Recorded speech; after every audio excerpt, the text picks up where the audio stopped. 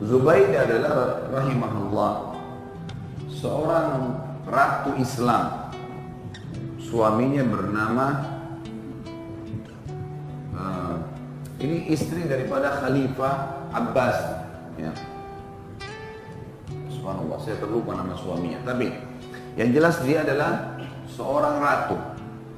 Zubaidah ini rahimahullah suka sekali gemar bersedekah, membiayai orang haji, orang umroh, bantu orang-orang miskin, dibantu banyak sekali. Dan tidak ada orang susah di wilayah Irak kecuali dibantu sama dia. Salah satu amal dia yang masih bisa kelihatan sekarang ini, masih bisa kelihatan tapi sudah tidak dipakai lagi. Kalau Bapak Ibu lagi haji dan umrah, itu antara Arafah dengan Muzdalifah ada bangunan tua di sebelah kanan seperti benteng panjang sekian kilo gitu. Itu dulu dibangun oleh Zubaidah dengan uangnya sendiri. Dia bangun bangunan itu, kemudian itu khusus untuk saluran air Zam-Zam. Di zaman itu belum ada pipa ledeng kayak kita sekarang. Jadi harus bawa pakai gentong-gentong besar, dipikul di unta dari Masjid Haram, sumur Zam-Zam sampai ke wilayah Arafah. Jauh sekali pada saat itu. Tapi dia lakukan sampai seluruh jemaah haji minum air Zam-Zam, dan tersebar berita orang-orang berkata Zubaidah akan masuk surga gara-gara perbuatannya ini. Subhanallah, ratu juga mati, ya. Meninggal satu waktu Zubaidah. Salah satu keponakan dia yang paling dekat dengan dia dan sering dibantu mimpi. Ini cerita dinukil oleh para ulama tentang masalah kisah-kisah nyata yang untuk menambah keimanan, karena juga dinukil dengan riwayat atau dengan orang-orang yang bisa dipercaya. Maka dia berkata kepada tantenya datang dalam mimpinya, si ponakan ini mimpi. Dia bilang, "Tante, bagaimana Allah membalas Anda sekarang? Semua orang membicarakan pada saat Anda mati nih."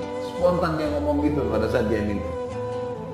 Maka tantenya mengucapkan kalimat yang membuat dia kaget, dan tersebar setelah itu ponakan ini menyebarkan di wilayah muslimin, dan muslimin hanya menukil kisah ini. Tantenya mengatakan, "Tidak ada nilainya wahai ponakanku."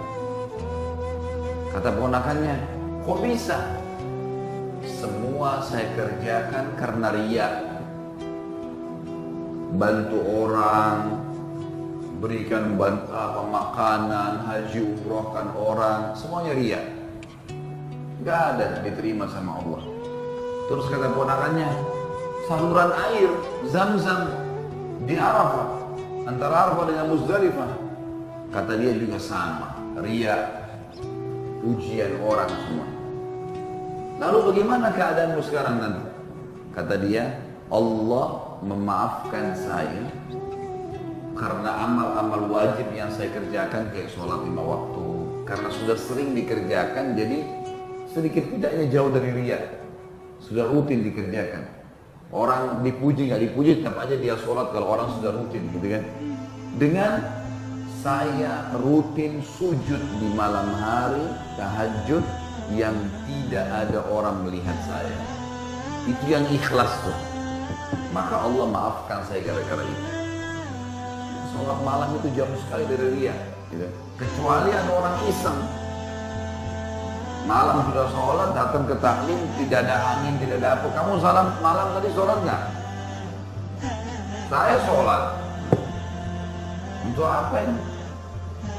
Ada orang begitu konyol, ya. Sampai semua orang tahu amalnya, tapi dari mulut dia.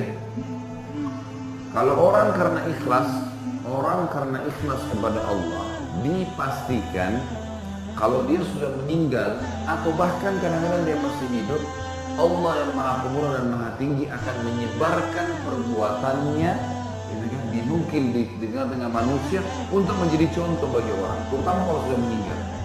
Kisah-kisah orang soleh yang banyak sampai kepada telinga kita sekarang, ahli ibadah dari sahabat, dari tabi'in, semua dinukil satu sama yang lain. Kenapa? Allah yang kekalkan kisah mereka. Jadi nggak usah repot-repot kita yang ceritain ibadah kita.